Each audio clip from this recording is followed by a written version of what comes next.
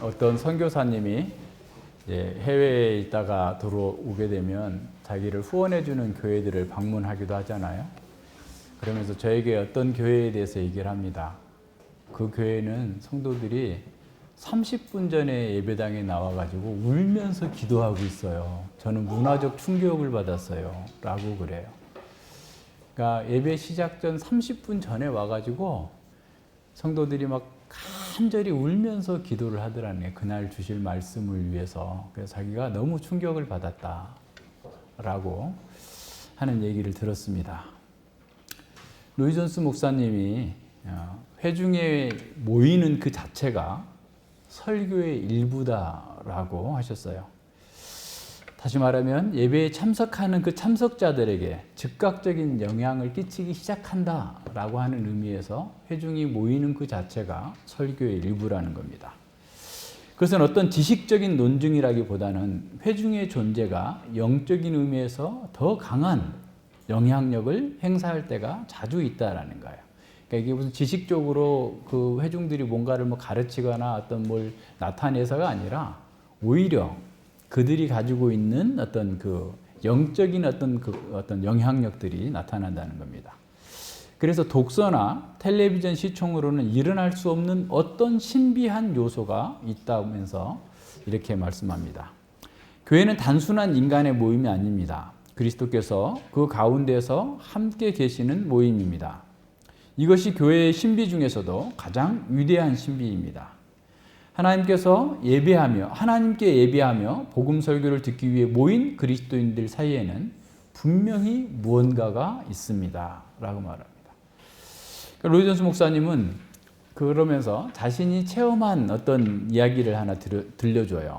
그래서 이제 내용 간단하게 요약하면, 그러니까 영매인 거예요, 영매. 그러니까 어디 강신술사들의 모임에 가가지고, 그러니까 주일날 저녁에 한 3기니, 그게 1930년대니까 아주 중하층 여성들에게는 큰 돈이라고 하는데, 그게 우리 돈으로 지금 따지면 한 30만 원 정도? 그러니까 주일날 저녁 때 가가지고, 그 강신술사들 사이에서 무슨 귀신의 그 컬트에서, 예언을 해주고 한 30만 원 정도 돈을 받았다라는 거예요. 근데 어느 날 그 여자가 너무 몸이 아파가지고 그 모임에 갈 수 없었던 거예요. 그런데 이렇게 보니까 창문 밖으로 보니까 사람들이 교회로 막 가더라는 거야. 그래서 교회로 가니까 그러면 저기에는 뭐가 있을까 하고 교회에 딱 들어왔더니 자기가 그 강신술사들의 모임에 있었던 그런 영적인 기운이 확 느껴지는데 그 기운과 교회당에서의 기운은 너무 다르더라는 거예요. 뭐냐, 강신술사들이 있었던 그 영적인 모임 속에서는 아주 더러운 귀신의 영들이 있었다고 한다면 이 교회당에서는 아주 정결한 영적인 기운이 확 자기를 사로잡게 되었다라는 겁니다. 네, 그런 이 얘기를 얘기하면서 아주 정결한, 예배당에서 느낀 능력은 아주 정결한 능력이었다라고 이분이. 그래서 그 뒤로 이제 예수님을 믿고 나서 평생 동안 좋은 그리스도인으로 살았다고 그래요. 자, 그 상황을 얘기하면서 로이 존스 목사님이 말하고 싶은 것은 그녀가 어떤 능력을 인식했다는 단순한 그 사실을 자기는 얘기하고 싶다는 거예요. 제가 말하는 이것은 아주 신비스러운 요소입니다. 이것은 하나님의 자녀, 하나님의 백성들 가운데 임하시는 성령의 임재로서 외부인들도 그것을 인식할 수 있다라는 거예요. 그러나 혼자 앉아서 책을 읽을 때에는 이런 것을 경험할 수 없습니다. 물론 성령께서 책도 사용하실 수 있는 것을 저도 압니다만 인간의 본질상 무리지어서 사는 속성, 무의식 중에라도 서로 도움을 받으며 의지하는 그 습성이 함께 모인다는 그 회중의 요소가 너무 중요하다라는 거예요. 그래서 저의 논지는 여러분이 교회, 즉 하나님의 백성의 모임 속에 들어갈 때 즉각적으로 작용하는 어떤 요소가 있으며 그것은 설교자가 강단에서 말씀을 선포할 때 더욱더 강화된다는 것입니다. 이것이 독서나 텔레비전 시청, 그 밖에 다른 활동으로 설교를 대체할 수 없는 이유입니다. 라고 말씀합니다. 다시 말해서 하나님의 말씀이 올곧게 선포되고 성령께서 임재하고 계신 그 예배 속에, 그 회중들 속에 바로 이렇게 거룩하고 정결한 능력이 있다라는 겁니다. 이것을 사람들이 만들어내거나 연출할 수 없는 성령의 거룩한 임재를 통한 거룩한 두려움, 거룩한 정결의 느낌이 아주 사로잡게 된다는 겁니다. 예, 어떻게 그런 회중들 속에 그런 정결하고 신비한 능력이 드러나는 것일까? 우리는 그 시편 15편에서 그 답을 볼 수 있습니다. 시편 14편에서는 악인들이 흥행하는 세상 가운데에서 여호와께서 가난한 자들의 피난처가 되어주신다라는 것을 선언하면서 구원의 하나님을 찬양했습니다. 이제 시편 15편에서는 하나님을 피난처로 삼은 의인들이 어떤 사람인지 그리고 어떤 모습으로 살아가는지를 보여줍니다. 의인들도 본래는 죄의 종이었고 하나님이 없다고 부정하면서 악만 행하던 자들이었습니다. 그러나 하나님의 부르심으로 말미암아 은혜로 의롭다 하심을 얻고 세상으로부터 구별된 자가 된 겁니다. 이렇게 구별된 하나님의 백성들은 삶의 목표가 다르죠. 그러니까 이 세상이 아니라 하나님 나라에 인생의 목표를 둡니다. 자기 야망과 자신의 비전을 성취하는 것이 우선이 아니라 하나님 나라의 비전을 추구하겠다라고 나선 사람들입니다. 그렇기 때문에 이런 사람들이 공예배를 모이는 그 시간과 장소는 아주 특별한 능력이 감지될 수 있는 것이죠.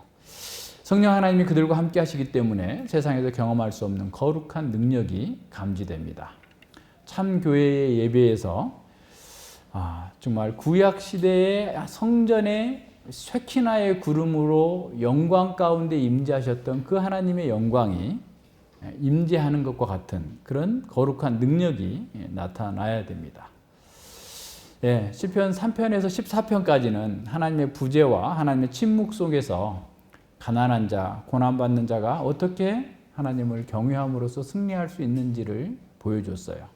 이제 15편부터 24편까지는 하나님의 임재를 경험하기 위해서, 하나님과 함께 있기 위해서, 함께 살기 위해서 무엇을 해야 하는가를 가르쳐주고 있습니다. 특별히 15편과 24편에서는 그 마음의 중요성이 계속해서 강조되고 있어요. 그러니까 마음이 이렇게 계속 나오거든요. 그래서 그 마음에 율법이 새겨진 자가 하나님과 동행하고 하나님과 함께 거할 수 있다라는 사실을 보여줍니다. 시편 15편에서 하나님의 성산에 올라갈 자 누구인가? 라고 묻고 시편 24편 3절에서도 여호와의 산에 오를 자 누구냐라고 묻죠. 그래서 이게 어떻게 보면 인클루즈 구조가 되어 있어요. 감싸져 있는 거죠. 그래서 이 시편에서 하나님과 함께 있기를 원하는 사람, 함께 있는 사람들은 누구인가에 대해서 더 초점을 맞추고 있다는 사실을 기억하면서 말씀을 보면 좀 더 풍성하게 다가옵니다. 그래서 마음을 강조하는 것은 하나님과 함께 하는 그 복을 누리기 위해서는 무엇보다도 그 마음의 성향, 또 마음의 그 율법이 새겨져 있어야만 된다라고 하는 것을 가르치고 있습니다. 15편은 그 하나님의 은혜를 입고 하나님께 피하는 그 가난한 자들의 모습을 다양하게 보여주고 있어요. 그들도 원래는 악인들과 차이가 없었던 사람이죠. 근데 하나님의 은혜로 변화된 사람들이에요. 그럼 변화된 그 모습이 얼마나 아름다운지, 그 열매가 얼마나 달콤하고 고상한지를 우리에게 보여줍니다. 그래서 시인은 첫 번째로 여호와의 주의 장막에 유할 자 누구오며 주의 성산에 거할 자 누구옵니까? 라고 했죠. 질문은 두 가지로 되어 있지만 하나죠. 하나님의 임재 안에 하나님께 예배하러 나갈 수 있는 사람이 누구입니까? 라고 묻는 겁니다. 주의 장막과 주의 성산은 주님께서 통치하시는, 주님의 주권을 선포하기 위해서 거하시는 곳, 하나님의 보좌이죠. 그러니까 하나님의 보좌가 있는 그 성전에 들어가서 예배할 수 있는 사람, 그 사람이 누구인지를 묻는 거죠. 그러니까 성전에서 섬길 수 있는 사람은 제사장과 레위인이지만 성전 제사에 참여할 수 있는 사람, 하나님의 성전 예배에 참여할 수 있는 사람이 누구인지를 묻는 거죠. 그래서 누구오니까 라는 말은 어떤 사람의 지위나 특정한 어떤 계층을 묻는 게 아니라 그 사람, 예배의 자리로 나올 수 있는 사람의 성품이 어떤 거냐라는 거예요. 어떤 사람이 나올 수 있느냐라는 거죠. 그래서 레위기가 보여주고 있는 것처럼 하나님께 예배하기 위해서는 죄와 부정을 제거해야 되죠. 그래서 오자마자 어떤 면에서 제물을 드리는 그 제사가 주어져야 됩니다. 그래서 제물로서 죄사함을 받은 사람이 예배에 들어갈 수 있는 감격을 누릴 수 있는 그 자리로 나아가는 거죠. 그래서 하나님의 임재 안에서 살기 위해서는 그런 일단 자기의 자체적으로 가지고 있었던 이미 범한 죄에 대한 죄사함이 있어야 되고, 그리고 하나님 언약에 신실하게 살아가야 되는 그 상황으로 그 정결함을 계속해서 유지해 나가야 됩니다. 그러니까 레위기에서 수많은 제사들이 나오는 것은 그만큼 우리의 죄가 심각하다라는 사실을 보여줍니다. 그리고 그 죄는 우리의 노력과 힘으로서 되어지는 것이 아니라 무엇인가의 대속물이 반드시 필요하다라고 하는 것들을 보여줍니다. 그래서 이러한 모든 것들은 예수 그리스도께서 단번에 우리를 위해서 십자가에 못 박혀 죽으신 것으로 구약의 모든 제사는 완성되었습니다. 그래서 히브리서 10장 1절로 14절에서는 이렇게 말씀합니다. 제사장마다 매일 서서 섬기며 자주 같은 제사를 드리되 이 제사는 언제든지 죄를 없게 하지 못하거니와 오직 그리스도는 죄를 위하여 한 영원한 제사를 드리시고 하나님 우편에 앉으사 그 후에 자기 원수들로 자기 발등상이 되게 하실 때까지 기다리시나니 저가 한 제물로 거룩하게 된 자들을 영원히 온전케 하셨느니라 라고 선언합니다. 그러면서 19절에서 그러므로 형제들아 우리가 예수의 피를 힘입어 성소에 들어갈 담력을 얻었나니 라고 그랬어요. 그러니까 예수님 때문에 우리는 하나님의 존전에 나아갈 수 있는 담력을 얻었어요. 예수님 안에서 새 언약 백성이 되었어요. 그래서 우리는 예수님 안에서 우리 마음에 새겨진 율법을 가진 사람이었고 전과 같이 살 수 없는 그런 사람이 되었습니다. 그래서 바울은 고린도전서 1장 30절에서도 우리는 하나님께로부터 나서 그리스도 예수 안에 있고 예수는 하나님께로 나와서 우리에게 지혜와 의로움과 거룩함과 구속함이 되셨다라고 선언합니다. 자, 그렇다면 지금 시인이 말하고 있는 것은 이미 하나님의 은혜로 구원받은 자들이 누구냐라는 걸 보여주는 거예요. 은혜로 구원받은 사람은 어떤 성품을 가지고 어떤 삶을 사는가를 보여주는 거죠. 그들은 무엇으로 하나님을 예배하고 있는지를 가르쳐 줍니다. 그래서 우리는 이 시를 통해서 우리가 과연 구속받은 하나님의 백성인가? 구속받은 우리는 어떤 열매로 하나님께 예배해야 될 것인가를 이 시편을 통해서 배울 수 있습니다. 시인은 성전에서 예배할 수 있는 사람의 성품과 삶을 10가지로 보여주고 있어요. 물론 여기 굉장히 많겠지만 10이라는 숫자가 완전 숫자라고 생각한다면 하나님께서 기뻐 받으시는 예배자의 삶이 완전해야 된다라는 의미를 포함하고 있는 거죠. 그래서 여호와는 흠없는 삶으로 예배하는 그 사람들을 기뻐하신다라는 거예요. 그래서 2절에서 어떤 일반적인 그들의 성향을 보여줍니다. 그러니까 예수님 믿은 사람이라면 정직하게 행하고 공의를 일삼으며 그 마음의 진실을 말한다. 이게 그 하나님의 백성의 보편적인 특성이에요. 개론인 거예요, 개론. 일반적인 성향입니다. 자, 그런 다음에 구체적인 그 윤리적인 덕목들이 나오는데 3절에서 첫 번째로 이웃과 관련돼서 어떻게 살 건가? 이웃과 관련해서 어떤 삶을 사는 건가? 그리고 4절 상반절에서 신앙 공동체와의 관계에서는 어떤 삶을 살 것인가? 4절 하반절과 5절 상반절에서는 그 사회에서 더 넓은 사회에서 확대된 그 사회에서 어떻게 사는 것인가를 3가지로 나눠서 보여줍니다. 그래서 이런 조건들은 윤리적인 세부 항목을 제시하기 위함이 아니라 전체적인 면에서 의인의 성품과 삶의 열매로서의 어떤 특성을 보여주고 있다라고 보면 됩니다. 그러니까 이것이 전부가 아니고 이것이 그 특징이다라는 거예요. 그러니까 우리가 특징이라는 건 뭐예요? 다양한 그 요소들이 있는 중에서 좀 더 독특하고 포괄할 수 있는 그런 의미로서의 성품의 특징인 거죠. 자, 이 전체 조건을 요약하면 다시 말하면 흠없고 거룩한 삶, 언약에 신실한 삶이다라는 거예요.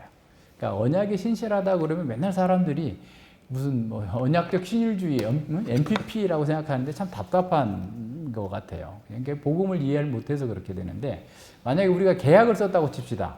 예를 들어서 내가 A라는 집을 하나 얻었는데 그 집에 월세 뭐 1,000만 원 보증금 내고 월세 50만 원씩 내기로 하고 계약을 썼어요. 그래서 1,000만 원 보증금 냈고 월세를 이제 내면서 선불로 내든 후불로 내든 하여튼 월세를 내면서 그 집을 사용해야 되는데 월세를 3개월 동안 밀렸다고 채워요. 요새는 월세 3개월 밀리면 해지 조건이죠. 계약 해지 조건이 되죠. 그러니까 월세 3개월이 밀렸어요. 그러면서도 주인한테 떳떳하게 뭐 해달라 할 수 없잖아요. 그죠? 하나님께서 우리와 언약을 맺으셨다는 것은 하나님께서 우리에게 주실 복을 다 주셨어요. 다 주셨는데 이 복을 누리려면 너희가 이렇게 살면 돼. 이렇게 살면서 복을 누리는 거야. 너가 집을 사용하려면 50만 원을 내야 되는 것처럼, 월세를 내야 되는 것처럼, 네가 하나님 나라 백성으로서 복을 누리는 방법은 어떤 건 줄 아니? 이 언약에 따라서 계약서대로 신실하게 살아. 그러면 너에게 좋은 거야. 하나님께서 우리에게 뭘 받아먹으려고 하시는 게 아니라, 무슨 조건부로 구원해 주시겠다는 게 아니라, 너가 구원받은 그 복을 누릴 수 있는 방법이 이거야. 라고 얘기하는 거예요. 근데 이걸 언약을 이해하지 못하는 사람은 자꾸 딴 생각을 하는 거예요. 그러니까 이제 한 번 구원은 영원한 구원이니까 어떻게 살아도 나는 아무렇지 않다. 구원에는 아무 지장이 없다. 그래서 뭐 고등학교 때 교회 나가다가 지금까지 애 낳고 살면서도 교회를 안 나가는 애한테 걔는 기본 구원을 받아놨어. 도대체 무슨 근거로 기본 구원을 받았어? 자기가 무슨 하나님이야? 이런 사람들이 있어요. 전혀 정말 무지하면 어떻다고 이런 일들이 있습니다. 그래서 우리가 언약 백성으로서 신실하게 사는 것, 이렇게 사는 거예요.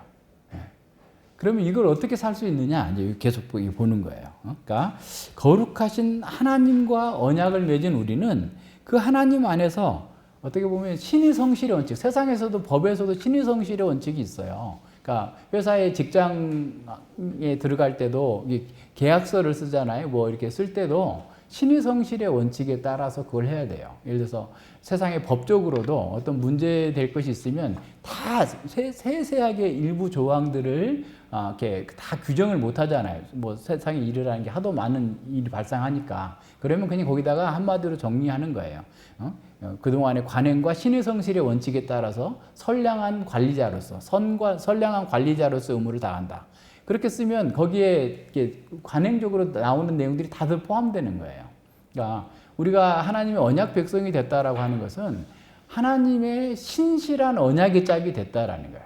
하나님의 신실한 아들이 되었다. 하나님의 신실한 신부가 되었다. 근데 그것을 하지 않고도 하나님께로부터 어떤 복을 누리겠다라고 생각하는 것은 김칫국 마시는 거죠. 전혀 그렇지 않습니다. 이런 면들을 좀 잘 생각해야 돼요.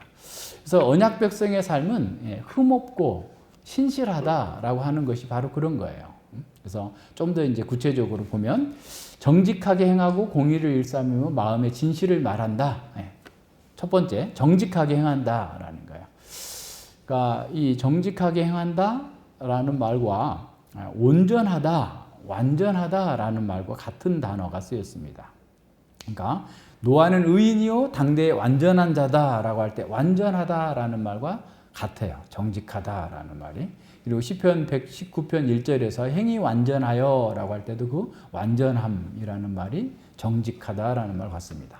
다시 말하면 예배자가 하나님께 예배를 드리려면 흠없는 제물을 가지고 나와야만 하는 것처럼 우리의 삶의 방식에서도 흠이 없어야 되는데 그 첫 번째가 뭐냐면 정직해야 된다, 온전해야 된다라는 거예요.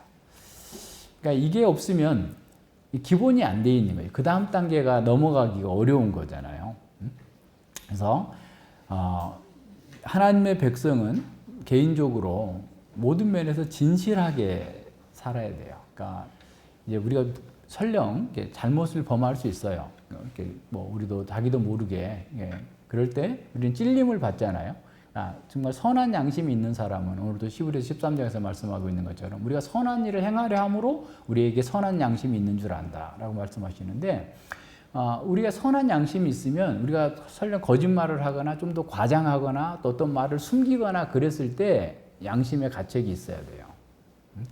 그럴 때 바로 회개하면 됩니다.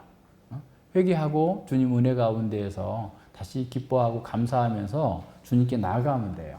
이게 첫 번째예요. 정직하게 행하는 거야. 하나님 앞에서. 두 번째는 공의를 일삼는다. 그러니까 항상 공의롭게 살고자 한다라는 거예요. 그러니까 정직하게 행하는 것이 가장 기본적인 원리고 언약 공동체에 어떻게 보면 가입의 조건이라고 한다면 이 공의롭게 행한다라는 그렇게 가입한 사람이 항상 공의를 따라서 산다라는 거예요. 그러니까 하나님 앞에서 우리가 하나님의 의로서 바뀌어야지 이게 가능해요. 무슨 말이에요? 하나님의 백성으로서 첫 번째 특징은 뭐냐면 자기 중심적 의의 기준에서 하나님 중심적 의의 기준으로 바뀌어야 돼요. 지금 여기서 말하는 것은 공의를 일삼다 하나님 중심의 의를 따라 산다라는 거예요. 자기 중심적인 의가 아니라. 근데 이것은 은혜의 기적이 없이는 불가능한 거죠. 그죠? 자기를 어떻게 자기가 스스로 부정할 수 있겠어요? 그러니까 하나님께서 은혜 주셨을 때, 아, 내가 하고 있던 그동안 해왔던 어떤 판단들이 잘못되어 있구나. 이건 세상 기준과 세상의 판단 또한 하나님의 말씀에서 어긋나 있구나. 라는 사실을 알아야만 자기 기준을 포기할 수 있는, 그게 자기 부정인 거죠. 그래서 자신을 객관적으로 볼 수 있어야만 그게 가능합니다. 그래서 자기가 자기에게 보이지 않으면 항상 자기에게 쏘가요. 자기는 항상 잘하고 있다고 생각하게 됩니다. 그래서 하나님의 은혜가 아니라면 우리는 자기 사랑과 자기 의에서 벗어날 수 없어요. 자기를 부인하는 사람만이 하나님의 공의를 일삼을 수 있습니다. 하나님의 생명이 그 마음에 새겨진 후에야 그 하나님의 성품인 공의를 추구할 수 있어요. 그래서 요한계시록 19장 7절로 8절에서 세마포 옷을 입었는데 그 세마포 흰 옷이 뭐냐면 그들의 성도들의 옳은 행실이다, 공의로운 행실이다, 정의로운 행실이다 라는 말이에요. 그러니까 하나님께서 정해주신 그 원리에 따라서 하나님의 공의에 따라서 공의를 일삼는 삶을 사는 것이 그들의 승리의 옷, 흰 옷, 세마포 옷을 입고 있다라고 말씀하고 있는 겁니다. 그래서 우리는 시종일관 어찌됐든 하나님의 공의를 따라서 행해야 된다, 향하는 사람이다. 그런 사람이 하나님의 예배에 존전해 나아갈 수 있다라는 거예요. 그러니까 우리도 늘 생각해 보면 이것이 하나님의 뜻일까? 하나님의 말씀의 원리에 맞나? 라는 것보다 우선 자기의 이익이 맞나? 이게 어떻게 될까? 이거에 더 이렇게 초점이 더 빨리 맞춰져 있죠. 그러니까 그것에서 빨리빨리 돌이키는 것이 필요해요. 그래서 말씀을 보지 않으면 이 생각을 하나도 안 하다가 일주일 만에 와가지고 여기서 맨날 책망 듣는 소리 같이 들리는 거예요. 평소에 계속 말씀 속에서 우리가 성경을 읽으면서도 이렇게 말씀을 바라보면서도 오늘도 우리가 민수기 보고 또 계속 시편도 보고 히브리서도 보고 계속 보면서 우리는 정죄를 받잖아요. 이게 잘못됐구나. 내가 지금 이거 나도 모르게 이렇게 했구나. 이게 자꾸 보이면서 자꾸 돌이키면서 하나님의 공의로 따라 살기를 위해서 기도하고 하나님의 공의를 일삼는 삶을 살게 해주십시오라고 기도해야 되는데 그런 게 없으면 그냥 완전히 분리되어 있는 거죠. 그러니까 하나님의 은혜를 못 누리는 겁니다.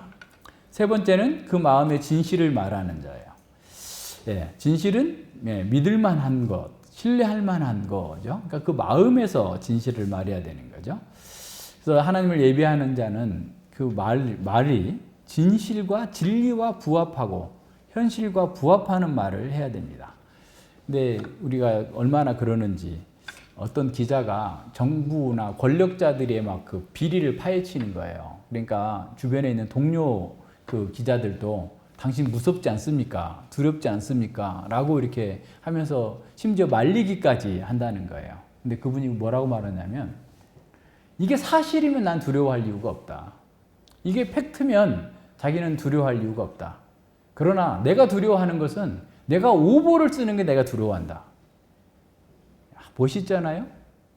그 사람이 믿는지 안 믿는지는 모르겠는데 적어도 그런 기자가 있으니까 이 타락하고 부패한 세상 가운데에서 이나마 나라가 돌아가고 있는 건 아닐까라는 생각이 들 정도로 그렇게 강건하게 자기 직업 가운데에서 정말 자기가 해야 될 그 기자로서의 소명은 사실을 밝히는 거다. 저 사람이 권력자이든 아니든 그건 상관하지 않고 그렇게 해 나간다고 하면서 용기 있게 말하는 그런 사람, 진리를 말하는 사람들인데, 진실을 말하는 사람인데, 교회가 그리스도인이 진실을 말해야 될 때 침묵하고 오히려 기득권 세력들과 함께 영합하면서 자기 이익을 추구하고 있으니 사람들로부터 존경받을 수 있겠어요?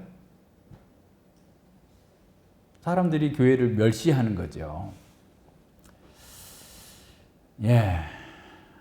그들이 아무리 예배를 잘 드린다 할지라도 그 예배가 흠이 없다 할지라도 그들의 마음에서 진실을 외면한다면 하나님께서 그 예배를 받지 않으실 겁니다.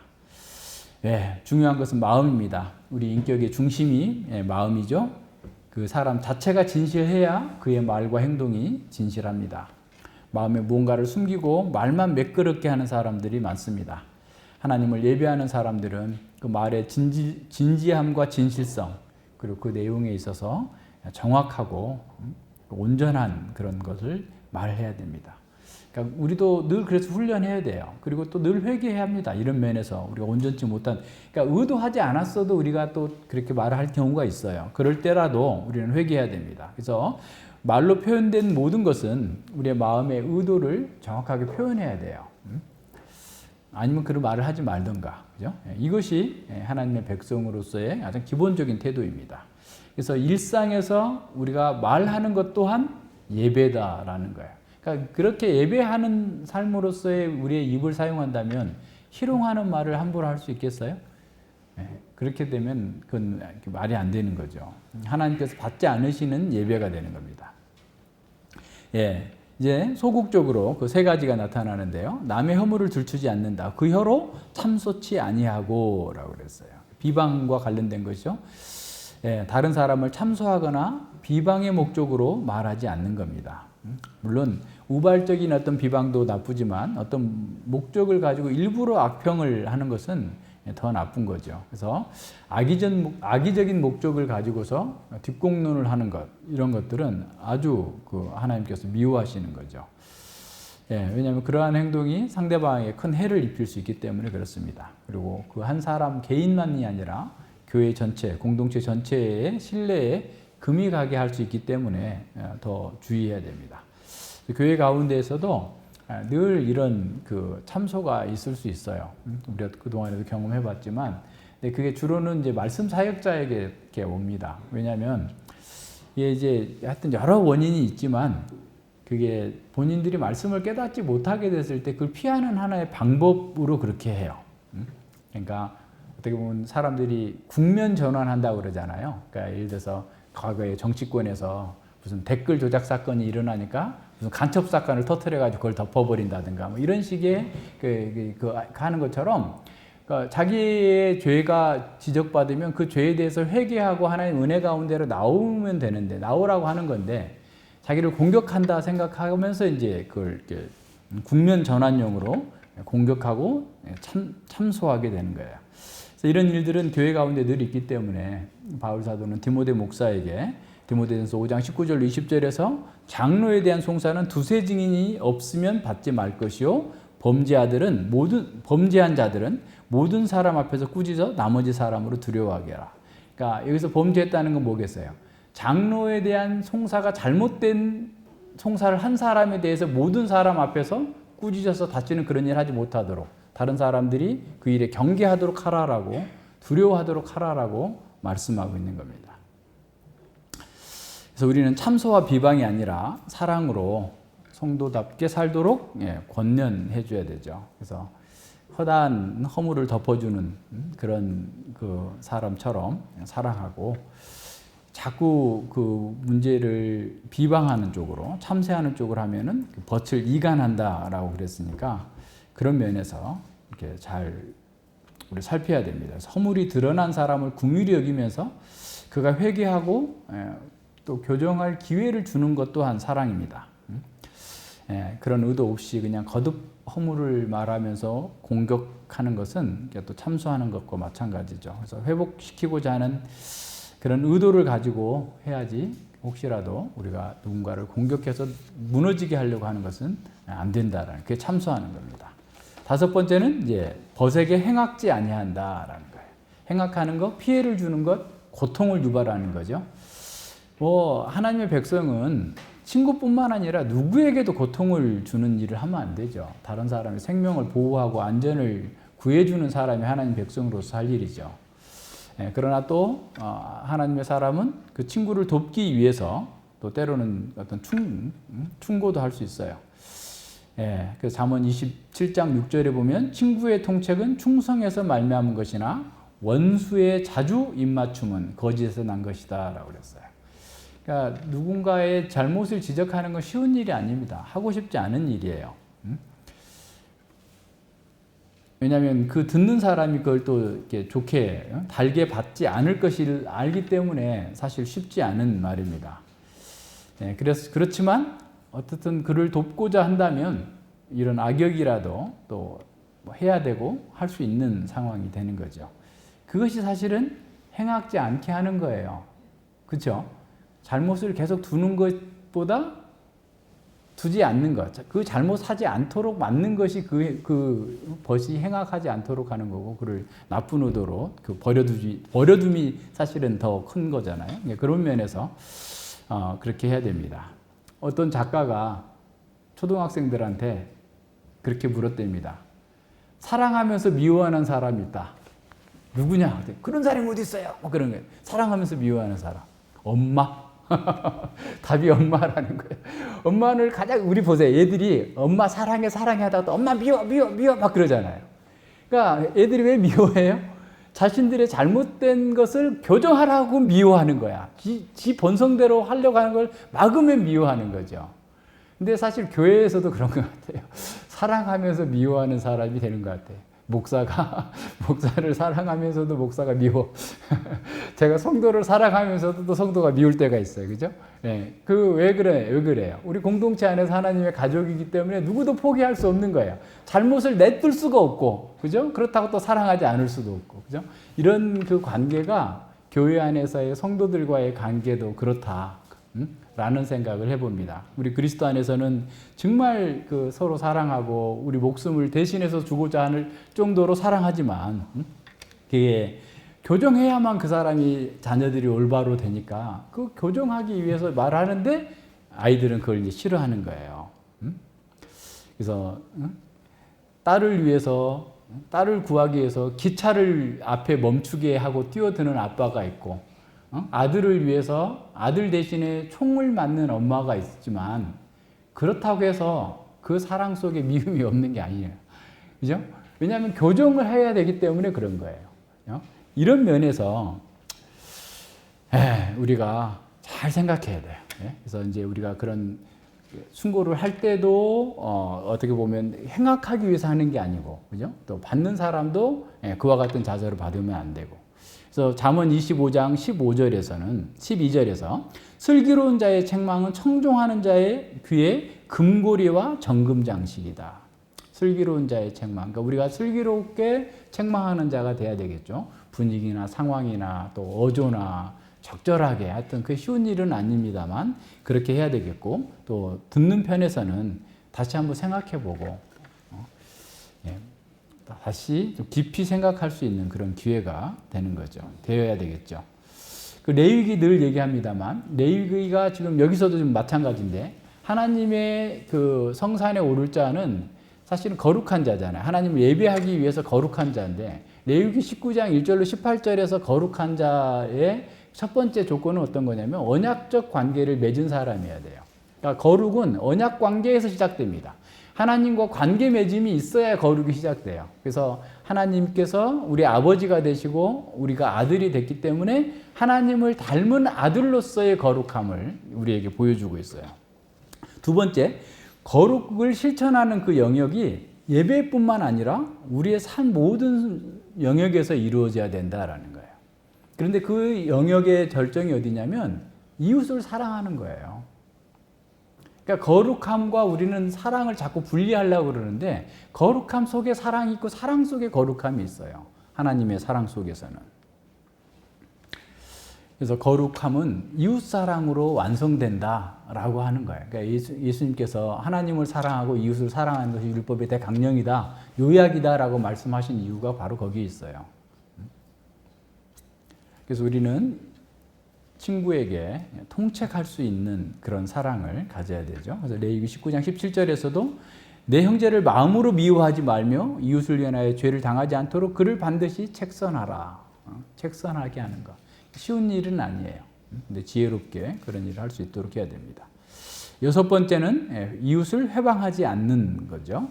회방한다. 비꼬고 비웃고 멸시하고 날카로운 비판을 하고 인신공격성 언어폭력을 하는 거죠. 그러니까 이렇게 되면 뭐 하나님과는 너무 다른 모습이잖아요. 그러니까 세상 사람들과 사단의 모습과 너무 같은 모습이죠. 그래서 거룩함이 없이는 주를 보지 못한다 그랬는데 그건 있을 수 없는 거죠. 그러니까 이것은 또 반대로 생각하면 이웃의 어떤 안위와 성장과 기쁨과 또 평화를 위해서 노력하는 사람이라는 것을 또한 보여줍니다. 그래서 공동체 안에서 다른 사람들을 세워주는 역할을 이렇게 잘하는 사람, 이런 사람이 하나님을 예배하는 사람인 거죠. 그러니까 그 민수기 16장에서 이번에도 본 것처럼 고라와 다단과 아비람이 모세의 권위를 이렇게 찬탈하면서 나오는 것도 다 자기 중심적인 의의가 들어가 있기 때문에 그런 거죠. 그러니까 다른 사람들을 선동하는 거죠. 우리 회중이 다 거룩한데 니네들이 회중 위에서 왕 되려고 하느냐라고 하면서 거역하고 있는 겁니다. 이런 경우는 후욕하는 자예요. 그래서 여호와의 회중으로부터 영원히 분리되는 그런 저주를 받게 되는 거죠. 그래서 하나님을 예배하는 사람은 하나님께서 세워주신 질서에 순복하는 사람입니다. 그래서 하나님을 예배하는 자들은 형제를 비방하면서 자기 이익을 추구하지 않을 뿐만 아니라 더욱더 거룩하게 이웃을 사랑하고 이웃의 복지와 안전을 위해서 가능하면 모든 노력을 다하는 사람, 그런 사람이 하나님을 예배하는 사람입니다. 그리고 이제 7번째부터 적극적으로 추구하는 그 두 가지가 있는데, 첫 번째는 그 눈은 망령된 자를 멸시하며 여호와를 두려워하는 자를 존대하는 거예요. 그러니까 눈, 영적인 분별력을 의미하는 거죠. 그래서 하나님을 예배하는 사람은 하나님의 시각으로, 아까 하나님의 공의로서 모든 것을 판단하기 때문에 의인과 악인을 분별할 수 있어야 돼요. 그래서 망령된 자는 여기서 불신자뿐만 아니라 입으로 하나님을 부르면서도 행위로는 부정하는 사람입니다. 이런 사람들은 하나님을 모욕하는 자들이기 때문에 경건한 사람들을 멸시합니다. 시편 26편 5절에 보면 내가 행악자의 지표를 미워하오니 악한 자와 같이 앉지 아니하리이다 라고 그랬어요.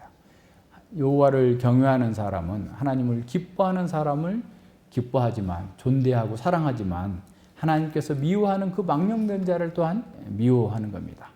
사람을 외모로 판단하지 않고 그 안에 하나님을 경외함이 있는가를 잘 살펴보는 겁니다.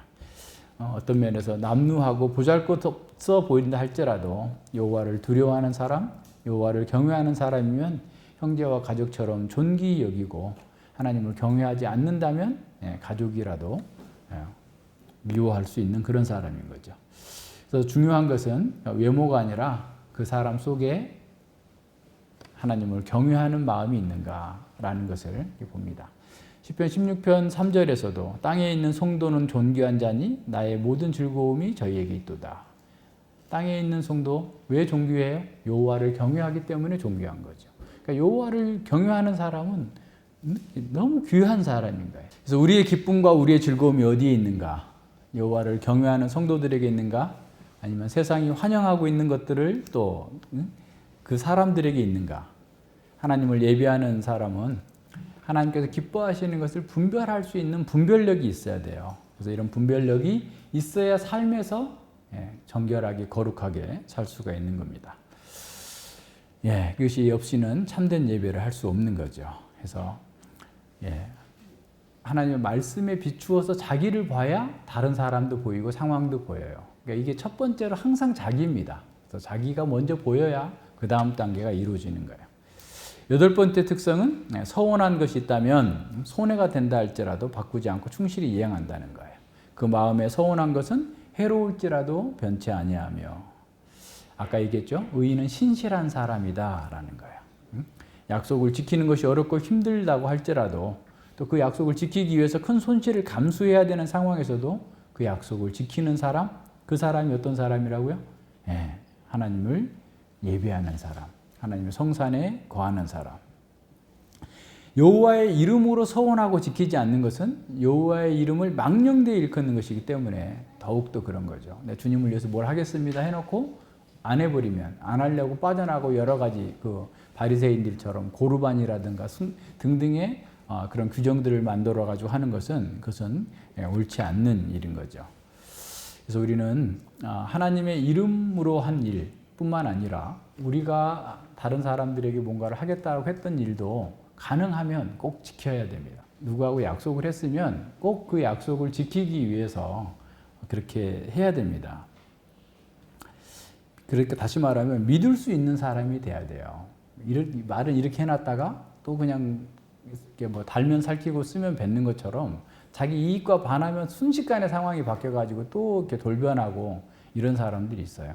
세상 사람들 대부분 다 그렇습니다. 큰 기대를 갖지 않아야 되는데 어쨌든 우리는 그죠? 우리는 그런 면에서 꼭 자기 이익이 아니라 주의 말씀을 따라서 주님 앞에서 우리가 하겠다고 한 것에 대해서 우리는 해로울지라도 감당하고자 하는 그런 그 자세가 반드시 필요합니다.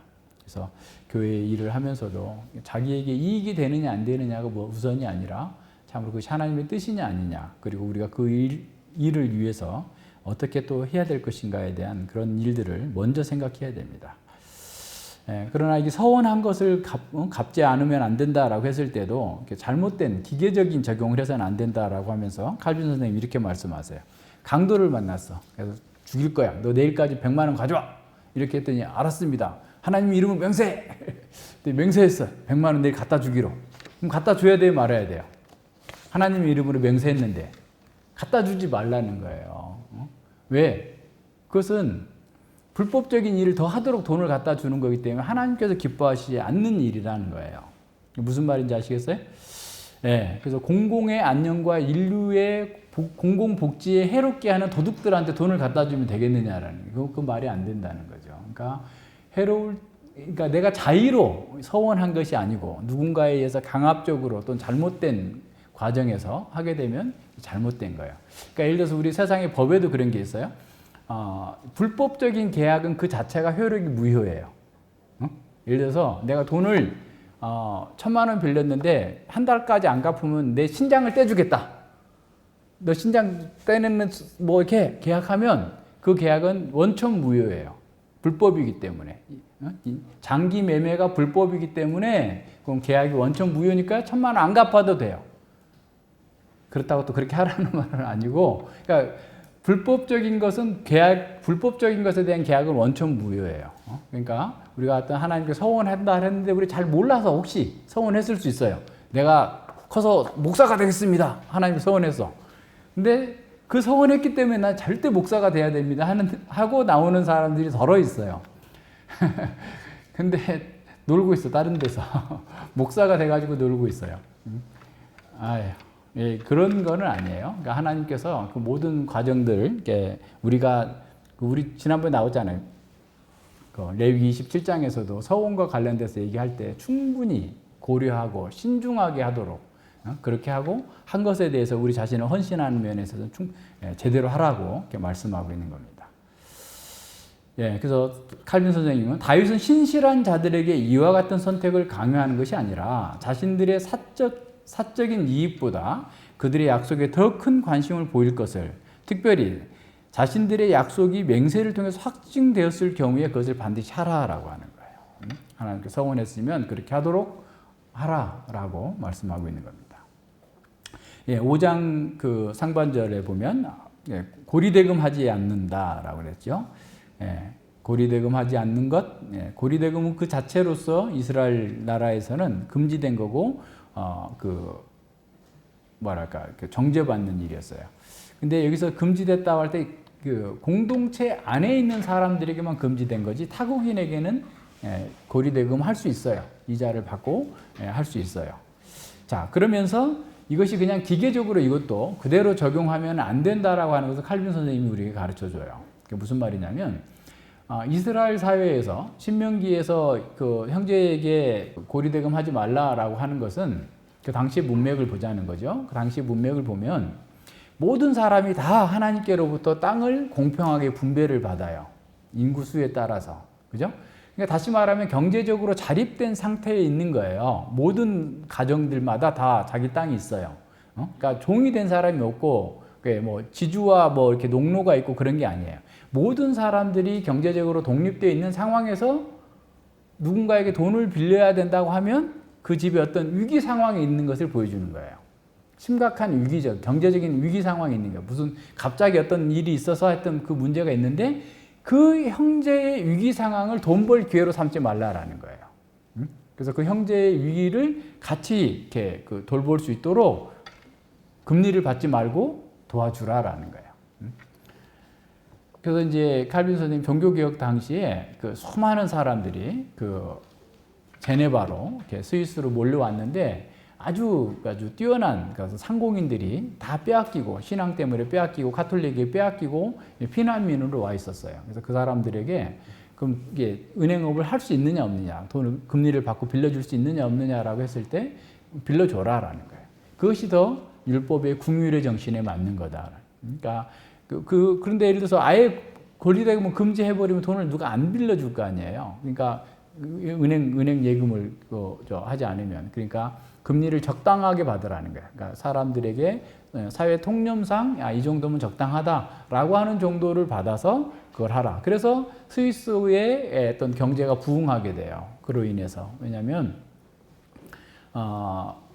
그러한 어떤 상공인들은 그 돈을 조금 빌려다가 아주 그 부가가치를 많이 남는 그런 그 사업을 합니다. 뭐 시계, 정밀 기계 이런 것들을 해가지고 고철덩어리 갖다가 그냥 아주 고부가가치 몇천 배의 부가가치를 창출하고, 또 은행도 그걸로 인해서 돈을 또 많이 벌게 되고, 그래서 지금도 은행업이 아주 강하잖아요, 스위스가. 그러니까 그와 같은 방식으로, 그래서 이 고리대금을 하지 않는다라는 것은 형제의 약점을 이용해서 자기가 돈 벌 기회로 사용하면 안 된다는 거예요. 그래서 에스겔서나 에레미야서에 보면 두로나 에돔 족속에 대해서 아주 강하게 비판하는 게 뭐냐면, 그들이 이스라엘의 그 재난 상황에서 자기들 이익이 될 거다라고 하면서 좋아하고 기뻐한 것 때문에 너희들은 멸망할 거다라고 말씀한 거예요. 그러니까 이런 면에서도 우리는 정당하게 이렇게 할 수 있어야 돼. 그래서 교회에서 누가 돈을 좀 빌려주세요 라고 하면 빌려줘야 돼요, 말해야 돼요? 한번 생각해 봐요. 그죠? 빌려줘요. 이자를 받아야 돼요, 말아야 돼요? 받을 수 있으면 받고 안 받을 수 있으면 안 받아도 돼요. 그죠? 그게 꼭, 근데 교회에서는 되도록, 요새는 뭐 금융이 너무 잘 돼 있기 때문에 교회에서 돈 빌려달라 하면 색안경 끼고 봐야 돼요. 형제의 그 약함이 있을 때, 어려움이 있을 때 그를 정말 이렇게 발벗고 나서서 도와주지는 못할 망정 그것을 이익의 도구로 삼아서는 안 된다라는. 그러니까 하나님의 백성으로서 그게 할 짓입니까? 절대로 그렇게 해서는 안 되죠. 예, 그 다음에 마지막으로 뇌물을 받지 않는 거죠. 예. 단지 돈뿐만 아니라 이것은 공동체 전체의 공의를 흐트러뜨리는 그런 상황입니다. 정당하면 뇌물 쓸 이유가 없잖아요. 정당하지 않게 하기 때문에 그러는 거죠. 뇌물을 받는다라는 것은 부당한 이득을 취하는 것도 포함되는 거죠. 합당하지 않는 그 돈벌이 하는 것도 거기에 포함됩니다. 예, 그래서 이런 모든 것들을 하는 사람들이 아무리 예배를 잘 드리고 아무리 하나님께 많은 재물을 가져왔다 할지라도 그들의 예배는 받지 않으실 거다라는 겁니다. 그래서 뇌물에 대한 관행도 굉장히 많고, 사람들이 그로 인해서 이렇게 넘어지기도 하고, 그러니까 뭐 중국 같은 나라에서는 뇌물을 주지 않으면 뭐 그냥 납품 거래처에서도 백마진을 요구하고 막 이럴 정도로 뭐 그렇게 하니까 굉장히 어려워 한다고 하는데, 예, 이거 참 어려운 일입니다. 그러니까 이제 그런 공무원 상대로 하는 일들이라든가 등등의 여러 가지 일들 속에 그런 일들이 있을 수 있는데, 전에 그 말씀드린 것처럼 미국의 어떤 군납 업체가 믿는 여호와를 경외하는 사람이 그 담당자가 됐는데, 그 공무원이 어떤 백마진을 요구하는, 리베이트를 요구하는 거죠. 그러면 원래 이게 10%씩 주는 것은 관행이었다. 그러니까 니도 10% 가져와라. 그러면 대신에 네가 조금 싼 부품을 써도 내가 다 눈 감아줘서 통과시켜 줄게 라고 하면서 계속 압력을 가하는데, 저는 여호와를 경외하는 사람입니다. 나는 당신을 두려워하지 않습니다 하다가 끊겼어요. 그래서 회사가 망할 처지가 된 거예요. 그래서 망했으면 예화가 안 되겠죠. 다른 데서 와서 외국으로 수출하게 돼가지고 오히려 그 회사가 더 극적으로 잘 됐다라는 겁니다. 하나님을 경외하는 사람들은 세상을 두려워하지 않고 말씀대로 이렇게 해 나가야 돼요. 그러니까 기독교인이 사회에 기여한다라는 건 이런 면에서 그렇게 하는 거예요. 그러니까 국회의원 중에 기독교인 3분의 1이라고 하는데, 3분의 1 속에 들어있는 기독교인들 중에 부패에 연관되지 않는 사람이 하나도 없고, 거짓말을 하지 않는 사람이 없고, 그냥 그렇게 사니까 아무런 힘을 발휘하지 못하는 거죠. 예, 그다음에 이런 사람들에게 하나님께서 영원한 보장을 줍니다. 이런 일을 행하는 자는, 그러니까 하나님을 예배하고 삶 속에서 하나님을 예배하는 이런 일을 행하는 사람은 영영이 요동치 아니할 것이다. 그렇죠? 하나님께서 함께 하시기 때문에 하나님께서 모든 피로를 채워주시고 시냇가에 심은 나무와 같이 부유하고 풍성한 삶을 살게 해주실 거다라고 말씀합니다. 그래서 의롭고 경건한 삶의 뿌리가 내린 사람은 어떠한 경우에도 미끄러지거나 흔들리지 않고 안전하게 서서 나갈 거다라고 말씀합니다. 그러니까 예수님께서 산상수훈에서 반석 위에 집을 지은 사람과 같은 거죠. 그러니까 반석 위에 집을 짓는다라는 것은 무슨 집 지을 때만 딱 그러는 게 아니라 평소에 우리의 삶이 반석 위에 짓는 것이어야 돼요. 무슨 말인지 아시겠죠? 평소에 우리의 삶에서 이와 같은 하나님의 백성으로서의 특성과 성품과 열매가 드러나야 하는 것이 어느 특정한 때에만 그렇게 되는 게 아니란 말이에요. 이 자리에 있을 때만이 아니라 평소에 우리가 있을 때 어디에서든지 그와 같이 해야 된다라는 거예요. 그래서 이 베드로 사도는 우리가 힘써서 더욱 힘써서 우리의 택하심과 부르심을 굳게 하라라고 말씀합니다. 그렇게 하면 하나님 나라에 들어가는 것이 넉넉하게 주어질 거다라는 거예요. 성경의 원리에 따라 살기 위해서 자신을 통제하고 훈련하고 열심히 그 일을 하라라는 거예요. 그러면 커트라인 60점이면 61점 맞아서 되는 게 아니라 그냥 90점, 100점 맞아서 넉넉하게 하나님 나라에 들어갈 것을 이렇게, 그러니까 어떻게 보면 구원의 확신에 대해서 흔들릴 이유가 없는 거죠. 내 삶 속에서 이렇게 하나님을 위한 선한 열매가 예배적 삶이 나타난다면 더 굳건하게 그 은혜 가운데 성장하고 있다는 사실을 보여주고 있기 때문에 그런 거죠. 예, 그래서 진정으로 우리가 하나님 앞에서 우리의 삶 속에서 예배하는 그 삶을 통해서 하나님 나라의 복을 견고하게 누리고 또 함께 할 수 있는 겁니다. 자, 이스라엘 백성들이 이 시편 말씀을 들으면서 1차적으로는 자신들은 예배할 자격이 없다라는 사실을 깨달았을 겁니다. 왜냐하면 그래서 자기들의 죄를 위해서 제물을 드려야 됐고 그 동물들이 자신들의 죄 때문에 죽어야 할 정도로 자신들의 죄가 심각하다라는, 자기가 안수하고 자기가 잡아서 죽여야 되는 이 상황. 그러니까 사실은 해렘하는 거잖아요. 그죠? 동물을 죽이면서 자기가 죽는 거예요. 내가 이 동물과 함께 죽습니다라고 하는 고백인 거죠. 그래서 하나님의 은혜와 자비를 구한 거죠. 네. 그러나 그 의식적인 예배 자체가 전부가 아니고 그 예배는 삶에서 완성돼야 된다는 겁니다. 그래서 다윗은 이 시편을 통해서 백성들에게 질문하고 답하게 함으로써 너희들 삶 속에서 완성되는 그 예배가 없다면 천천의 수양이나 만만의 강수 같은 기름을 너희가 하나님께 드린다 할지라도 그것을 기뻐하지 않으실 거다라고 선언합니다. 구원은 단지 죄사함에 머무는 게 아닙니다. 구원은 하나님의 거룩한 성품을 소유하고 거룩하게 살도록 우리를 이끌어줍니다. 따라서 삶에서 실제적인 변화가 없다면 정말 구원의 길로 들어섰는지 한번 확인해 봐야 돼요. 성령 하나님은 이 말씀을 통해서 자신을 점검하도록 우리를 부르십니다. 우리는 이 시편 15편의 말씀에 비추어서 자신을 점검할 필요가 있습니다. 성령께서 은혜 주시지 않는다면 우리도 바리새인들처럼 단지 지식에 머물고 그 지식으로 자기 의를 추구하는데 만족하고 말 것입니다. 성령께서는 우리가 할 수 없었던 일을 하게 하시는데 바로 그 말씀을 깨닫고 여호와를 경외하는 사람이 되게 하는 거예요. 여호와를 경외하는 것은 여호와를 사랑하고 두려움으로 그 여호와의 말씀에 순종하는 겁니다. 어떤 사람은 자기는 구원의 확신이 있다. 이유가 뭐냐? 나는 여호와를 경외한다. 라는 말을 스스럼 없이 하는데 실제 삶의 열매에서 여호와를 경외하는 열매가 있는가 살펴보시기 바랍니다. 라고 제가 말했어요. 그것도 꽤 센 말인데 어쨌든 우리의 삶의 열매로 나와야 돼요. 우리의 고백이 아니라. 그래서 참된 예배자는 자기의 이익보다 하나님께서 기뻐하시는 것을 먼저 생각합니다. 자기 행복과 만족보다 어떻게 하면 하나님께서 영광을 받으실까에 더 관심을 두어야 됩니다. 거룩하신 하나님은 우리에게도 거룩하라라고 요구하십니다. 사랑하시는 하나님은 우리에게 사랑하라라고 말씀합니다. 만약 우리가 하나님을 경외함으로 하나님이 기뻐하는 것을 최우선순위에 두고 살고 있다면 우리 역시 세상이 줄 수 없는 기쁨과 만족을 누리게 될 겁니다. 이것이 우리를 구원하신 하나님의 목적을 이루는 삶이에요. 여호와를 찬양하는 겁니다. 하나님의 은혜를 경험하고 하나님을 사랑하는 사람은 인생과 역사를 바라보는 시각이 바뀌어야 됩니다. 이게 바뀌기 때문에 그의 열망도 바뀌는 거예요. 성령께서 그 마음의 갈망을 변화시켰기 때문에 그런 거죠.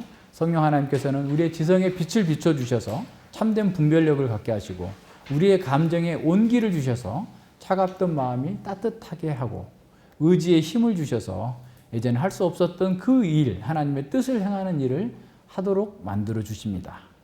그래서 거듭난 성도는 시편 15편에서 가르치는 대로 살려는 거룩한 갈망이 있어요. 그래서 그리스도인은 행복에 줄이고 목마른 사람이 아니라 의에 줄이고 목마른 사람입니다. 그리스도인은 더 의로워지고 싶어하고 더 거룩해지고 싶어합니다. 고난과 시련마저도 그 열망을 꺾을 수 없습니다. 고난 속에서도 죄를 버리고 주님을 닮기를 갈망합니다. 더욱 거룩해지기를, 더욱 사랑하기를, 더욱 선한 일에 능동적으로 행하기를 갈망하는 사람이에요. 자, 그렇다면 우리는 그런 열망이 있는지 우리 자신을 한번 점검해 봅시다. 그냥 먹고 사는 문제에 대해서는 너무나 민감하게 반응하면서 하나님 나라의 일을 위해서는 둔하지 않는지 한번 살펴봐야 됩니다. 예, 우리의 우선순위가 어떻게 정렬되어 있습니까? 자기 행복과 자기 만족이 먼저입니까? 하나님의 영광이 먼저입니까? 자기 행복과 자기 만족에 우선순위를 두는 사람은 시편 말씀에 따르면 참된 예배로 나아가지 못하고 있는 겁니다. 비록 이 시편의 말씀을 다 외우고 모든 것을 다 할지라도 자기 틀에서 벗어나지 못하고 여전히 자기중심적인 거죠. 그래서 성경에 하나님의 이름으로 자기 사역을 추구하는 사람들이 얼마나 많습니까? 그들은 우리의 반면 교사입니다. 그래서 우리 또한 그럴 가능성이 커요. 그러니까 하나님의 이름으로 막 하나님의 영광을 위해서 한다 하면서 자기 이익을 추구하고 있는 경우가 많아요. 그들에게 종교와 예배는 오직 자기 영광과 자기 만족이 있어요. 그러니까 신앙의 이름으로 포장된 그 욕망, 그것은 너무 간교해서 사람들이 자기도 속고 다른 사람도 속여요. 그러나 우리는 앞서 얘기한 것처럼 분별할 수 있어요. 여호와를 경외하는 자와 망령된 자를 분별할 수 있는 겁니다. 그래서 우리는 거듭났다 할지라도 그냥 자동적으로 우리의 삶의 우선순위가 바뀌지 않아요. 이게 이제 우리에게 있는 싸움입니다. 그래서 계속해서 자라가야 돼요. 자기를 부정하는 싸움을 계속해야 됩니다. 말씀으로 자신과 현실의 영적인 실상을 온전히 통찰할 수 있어야 돼요. 이걸 볼 수 있어야 그 다음에 어떻게 할 건가가 답이 나오는 거죠. 그리고 말씀에 흠뻑 젖어 있어야 돼요. 말씀의 원리에 따라서 거룩한 삶을 살기 위해서 매일 자기 부정이 돼야 돼요. 그러니까 말씀에 흠뻑 젖어 있다라는 것은 어떤 사건을 볼 때 말씀이 먼저 떠올라야 돼요. 내가 어떤 분한테 자꾸 하니까 양심이 찔림이 없어요? 그렇게 하면 양심이 찔릴 텐데요. 이렇게 말한 경우가 있어요. 누가 어떻게 보든 하나님께서 우리를 보고 계시고 하나님께서 우리 마음을 알고 계시잖아요. 하나님께 우리 마음을 속일 수 있습니까? 그래서 자기를 잘 볼 수 있어야 그 말씀의 원리가 자기를 통해서 잘 드러납니다. 그래서 매일 자기 부정을 해야만 우선순위가 바뀌어요. 그래서 죄가 되지 않는 것이라도 신앙 성장과 교회에 유익이 되지 않는 것은 배척하려고 하는, 그래서 자기 가지치기를 해야 되는 일들에 계속해야 됩니다. 로마서 12장 1절과 2절에서 말씀하고 있는 것처럼 우리 전인을 하나님께서 기뻐하시는 거룩한 산 제사로 드려야 됩니다. 우리의 손과 발, 우리의 지성과 의지, 감성과 상상력, 모든 기관이 모든 공간과 시간 속에서 하나님께 예배로 드려져야 됩니다. 이러한 예배를 드리기 위해서 우리는 두 가지를 동시에 해야 되죠. 첫 번째는 이 세대를 본받지 않아야 돼요. 세상 풍속을 따르지 않아야 되고 유혹의 욕심을 따라 썩어져가는 그 구습을 추구하고자 하는 옛사람을 벗어버려야 됩니다. 자기 중심적으로 다른 사람들을 판단하거나 참소하지 않고 이웃에게 악을 행하거나 회방하지 않아야 되고 우리에게 주어진 은사와 재물들을 자기 만족이 아니라 하나님 나라의 청지기로서 선하게 사용할 수 있어야 됩니다. 그래서 우리는 돈의 종이 되어서 뇌물과 부당한 이익을 추구하는 사람이 되서는 안 됩니다. 모든 것이 이것은 다 옛사람이 살던 그 썩어져가는 그런 구습들이죠. 이런 것이 없어야 하나님께서 받으시는 참 예배로 나아갈 수 있습니다. 그럼 어떻게 우리는 이 유혹의 욕심을 극복할 수 있을까요? 어떻게 세상 사람들이 몰려가는 그 생활 방식을 거부할 수 있을까요? 그것을 위해서 우리는 첫 번째로 성경에 비추어서 생각하고 성경에 비추어서 자기 정체성을 점검해야 됩니다. 그러니까 성경에 비추어서 볼 수 있는 은혜가 늘 있어야 되죠. 자기 자신에게 말을 해야 됩니다. 그래서 우리가 유혹에 넘어가는 것은 자기 자신에게 말하지 않기 때문에 그래요. 자기 자신에게 하나님의 말씀을 상기시켜서 그렇게 하지 않도록 계속해야 됩니다. 자기 자신에게 설교해야 돼요. 너는 누구냐? 무엇을 위해서 사느냐? 어떻게 사는 것이 복된 거냐? 하나님께서 너에게 뭘 명령하셨느냐? 너는 하나님의 종으로서 살고 있지 않느냐? 지금 너가 하고 있는 일이 뭐냐? 라고 자꾸 자기에게 묻는 거예요. 그래서 이런 하나님 앞에서 자기 정체성을 계속 상기시키고 또 반면에 이제 또 기도해야 되죠. 내가 이런 하나님의 자녀가 되었으니 하나님께서 저에게 이런 자녀다운 삶을 살 수 있게 해주시옵소서라고 기도해야 됩니다. 그러니까 이거를 알고 있어도 기도하지 않고서는 그게 자동으로 되지는 않아요. 두 번째는 우리의 육신의 소욕을 죽이는 거죠. 다시 말하면 옛사람의 소욕에 연료를 공급해 주지 않아야 돼요. 그러니까 우리가 먹는 것이 우리 몸이다 라고 의사들은 그렇게 말합니다. 우리가 뭘 먹었느냐에 따라서 우리 몸의 성분이 다 달라지는 거예요. 그러니까 수은을 많이 먹었으니까 수은 중독이 있는 거지, 수은을 안 먹었는데 수은이 뭐 그냥 호흡기로 이렇게 들어왔을까요? 그럴 수도 있겠지만 주로는 먹는 것에서 나오는 거잖아요. 이렇게 고지혈증이나 무슨 콜레스테롤도 많은 것도 우리가 먹는 것 때문에 주어지는 거죠. 우리의 그 죄된 욕망에 자꾸 연료를 공급해 준다라는 것은 그걸 우리는 그 자체로서도 사실은 죄를 향하는 죄의 어떤 그 끌림에 이렇게 자꾸 붙어 다니려고 하는 그런 자석처럼 붙어 다니려고 하는 성향이 있는데 거기다 그런 걸 자꾸 해줘 보세요.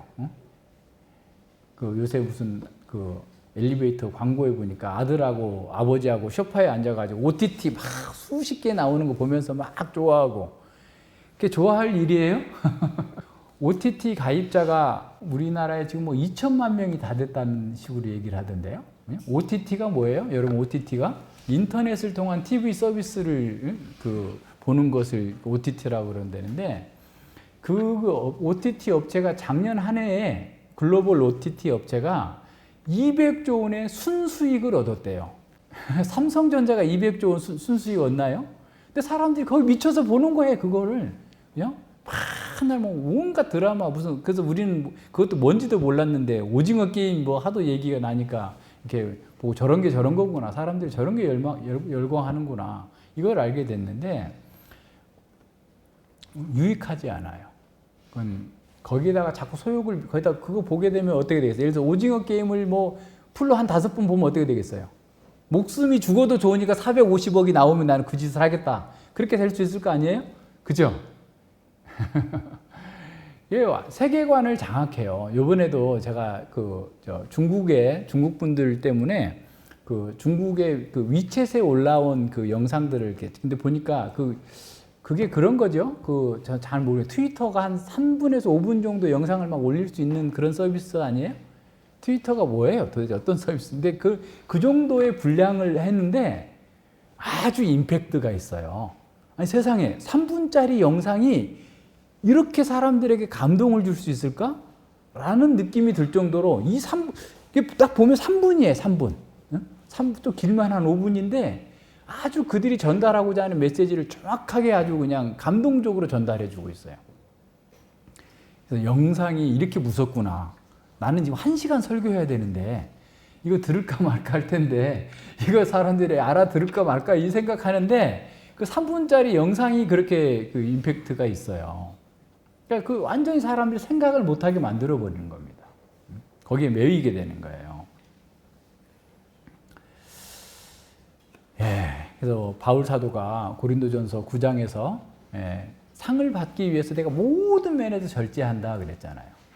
그러니까 다른 사람에게 전해놓고 내가 하나님께 상을 받지 못한다면 얼마나 이건 비참한 일이냐. 그래서 열심히 자기를 쳐서 복종시켰다라는 거예요. 그러니까 육상 선수가 열심히 다름질하기 위해서 육상 훈련을 할 때 모든 것을 절제하면서 하는 것처럼 너희들 또한 그렇게 하라 라고 말씀하잖아요. 너희도 상을 받도록 육상 선수들이 절제하면서 하는 것처럼 하나님 나라의 영광의 면류관을 위해서 열심히 행동하라 라는 거예요. 그래서 우리는 이 유혹의 욕심과 세상 사람들 삶의 방식을 바라보는 그런 시간, 그런 걸 보면서 시간을 보내면 안 돼요. 그러니까 뭐 백화점만 맨날 가면 맨날 불만족이 이제 쌓여요. 백화점에 맨날 기웃거려 보세요. 맨날 불만족이 쌓인다니까. 실제로 그래요. 우리 영향을 받아요. 그냥 가만히 있어도. 그러니까 문화의 영향이 그렇게 커요. 그러니까 우리 청년들이 지금 막 정신 못 차리고 있는 것도 어떤 면에서 보면 세상 문화에 그냥 흡수되어 있는 거예요. 그게 잘못인지 잘인지 잘 몰라요. 그냥 거기 매여 있는 겁니다. 다 그렇게 하니까 사람들이. 예. 그래서 그게 따라가면 안 됩니다. 우리는 목표를 향해서 주님 오실 때까지 우리가 해야 될 일을 최선을 다해서 하는 겁니다. 그것이 하나님께서 받으실 예배고 또 우리가 가야 될 기쁨의 나라입니다. 적극적으로 마음의 변화를 받아서 하나님의 선하시고 기뻐하시고 온전한 뜻이 무엇인지를 분별하고 그 가운데서 행동하도록 해야 돼요. 그래서 분별하지 못하니까 늘 문제가 돼요. 그러니까 분별하는 것이 첫 번째입니다. 그래서 이 사람이 이런 말을 했는데 이 말의 의도가 무엇일까? 왜 그런 말을 했을까에 대해서도 한번 생각해 봐야 돼요. 그리고 성경적으로 생각하고 성경적으로 분별하는 법을 알아야 돼요. 그래서 세상에서 뭔가를 더 많이 얻기 위해서가 아니라 오히려 우리는 세상을 초월해서 하나님 나라의 복을 바라보면서 나가야 됩니다. 그래서 우리는 하나님의 우리를 구원하신 목적과 최종적인 하나님 나라의 극치에 이르게 될 때 상황에 비추어서 오늘을 바라보는 거예요. 그러니까 지금 현재가 다가 아니고 하나님의 그 영광의 나라의 그 극치가 이르게 될 때 새하늘과 새 땅 가운데에서 우리가 받게 될 그 영광을 소망하면서 현재를 바라봐야 됩니다. 그러면 다른 것들은 다 상대화될 수 있어요. 그러니까 초월적인 관점이 우리에게 필요합니다. 그래서 우리는 선한 일에 열심을 내는 사람, 또 정직하게 행하고 공의를 일삼고 하나님 말씀대로 공의를 행하는 사람, 마음의 진실을 말하는 것, 참된 분별력을 가지고 망령된 자를 멸시하고 여호와를 경외하는 사람을 존대하고 마음으로 서운한 것은 해로울지라도 변치 않는 사람, 그런 사람 속에 우리가 진정한 예배가 됩니다. 신실하게 하나님을 예배할 수 있는 사람, 우리의 삶 속에서 또한 승리하는 비결입니다. 우리가 안식과 기쁨이 충만한 삶을 살 수 있는 비결이에요. 그러니까 이것이 우리를 옥죄는 것이 아니라 우리를 자유케 하고 우리가 복되게 살도록 만들어주는 거예요. 진정한 그리스도인은 말씀에 따라서 생활하는 그 예배를 통해서 세상에 줄 수 없는 기쁨과 행복을 누려요. 그러니까 이거를 맛보지 못하면 자꾸 세상에 기웃거리는 거예요. 그러니까 이거를 해보세요. 진짜인지 안 그런지. 그러니까 주변에도 늘 보면 다 그런 사람들 뿐이잖아요. 그러니까 비교가 안 됩니까, 여러분? 그러니까 보면서 너무 그게 보여요. 갈수록. 그러니까 우리가 얼마나 복 있는 사람인지, 얼마나 행복한 사람인지, 안정된 사람인지, 이거를 우리가 알 수 있는 거죠. 그래서 이렇게 하나님 앞에서 예배하고 그 예배가 우리의 삶에서 완성될 때 우리는 세상에 줄 수 없는 기쁨과 행복, 하나님 나라의 복을 누리는 겁니다. 그래서 우리 하나님을 경외함으로 예배하고 있다면 우리 모임에서도 거룩하고 정결한 능력이 느껴져야 돼요. 그냥 막 떠들고 막 부산하고 예배 드릴 때 막 왔다 갔다 하고 이렇게 하는 것이 아니라 정말 성령께서 우리와 함께 하시는 그런 성결한 능력이 우리 속에서 각자 속에서 드러나야 됩니다. 뿐만 아니라 더 나아가서 삶의 현장에서 우리가 함께 일하는 동료들 속에서도 그런 거룩한 능력이 나타나야 돼요. 뭔지는 모르겠는데 당신은 좀 다르다 라는 평가가 있어야지 정상이지 않을까요? 맨날 불평하고 막 웃자고 막 뭐 다른 사람 험담하고 막 또 그 험담에 동조하고 막 이렇게 하고 있으면 사람들이 그렇게 안 되죠. 그렇게 볼 수 없죠. 그러니까 우리는 좀 손해 볼 수 있어요. 그렇게 보는 게 실제적으로 손해 볼 수도 있어요. 그러나 그럴지라도 내가 하나님의 자녀로서의 정체성, 하나님을 예배하는 사람답게 삶으로서 거룩한 능력을 발휘하면 나중에 사람들이 함부로 못합니다. 누구도 함부로 할 수 없어요. 하나님을 경외하는 사람을 함부로 했다가 자기들만 다치는 거예요. 우리는 그런 확신과 신뢰가 있어요. 그래야만 이게 가능합니다. 그죠? 그래서 우리의 모든 삶의 현장 속에서 예배가 되고 주님께서 영광을 받는다면 우리가 행복해요. 우리가. 그죠? 예, 우리가 행복합니다. 그러니까 하나님께서는 너희가 진정으로 행복하기를 원하냐? 나를 이렇게 예배하는데 여기서 예배하고 삶에서 예배하고 모든 가운데에서 하나님의 공의를 따라서 살면 너희가 진정으로 행복하고 만족한 사람이 될 거야 라고 말씀하십니다.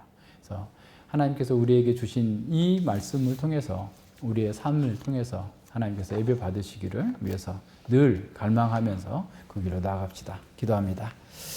예, 하나님 아버지 감사합니다. 주님께서 참으로 저희들을 자격 없고 부실하고 어리석고 멸망할 수밖에 없었던 자들을 주님의 존전에 부르시고 예배하는 특권을 허락해 주셨습니다.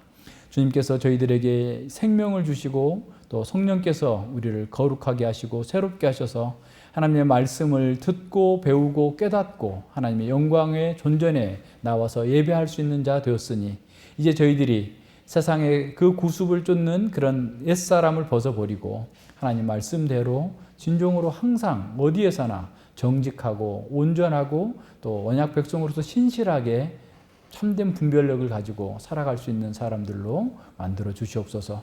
저희가 여기서 예배를 잘 드렸다 할지라도 우리의 삶 속에서 우리의 말과 행동에서 참으로 주님을 부인하는 행동을 한다면 그것이야말로 참으로 어리석은 자이라는 사실을 스스로 드러내는 것에 불과합니다. 주님, 주께서 저희들에게 신실하신 것처럼 저희들도 신실하게 주의 말씀을 따라 살면서 주께서 우리에게 주신 세상인 알지도 못하고 보지도 못했던 그 복을 이 땅에서 지금 누리면서 증거하고 나타낼 수 있는 삶의 능력과 지혜가 있게 하여 주시옵소서. 그래서 저희들의 삶의 모든 영역 속에서 주께서 영광을 받으시고 주님께서 우리와 함께 계시기 때문에 우리가 어떤 것도 두려워하지 않고 당당하게 주님과 함께 나아갈 수 있도록 인도하여 주시옵소서.